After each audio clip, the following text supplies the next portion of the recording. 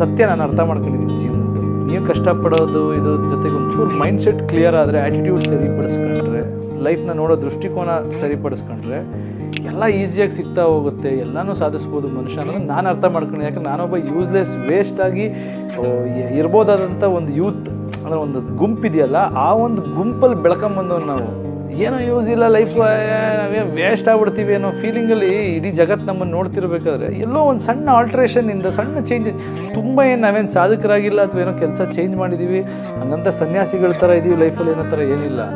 ನಾವು ಎಲ್ಲ ಆರಾಮಾಗಿದ್ದೀವಿ. ಬಟ್ ಸಣ್ಣ ಒಂದು ಡಿಸಿಪ್ಲಿನು, ಸಣ್ಣ ಒಂದು ಇದರಿಂದ ನೀವೇನೋ ಸಾಧಿಸ್ಬೋದು ಅನ್ನೋ ಥರ ಪಾಸಿಬಿಲಿಟಿ ಇದ್ದಾಗ ಅದನ್ನು ಅವರು ಫಾಲೋ ಮಾಡಬೇಕು. ಅದನ್ನು ಚೇಂಜ್ ಮಾಡ್ಕೊಂಡು ಅದನ್ನು ಅರ್ಥ ಮಾಡ್ಕೊಳ್ಳಿ ನನಗೆ ಅನಿಸಿದಾಗ ಎಲ್ಲೋ ಒಂದೊಂದು ಕಡೆ ಹೇಳ್ತೀವಿ. ಅದು ತಗೊಂಡ್ರೆ ಖುಷಿ, ತಗೊಳ್ಳಿಲ್ಲ ಅಂದರೆ ನನಗೇನು ಲಾಸ್ ಇಲ್ಲ. ಬಟ್ ಹೇಳದೇ ಇದ್ದರೆ ನಮಗೆ ಲಾಸು ಅಂತ ಹೇಳ್ತಾ ಇರ್ತೀವಿ ಅಷ್ಟೇ, ನನಗನ್ಸಿದ್ದು.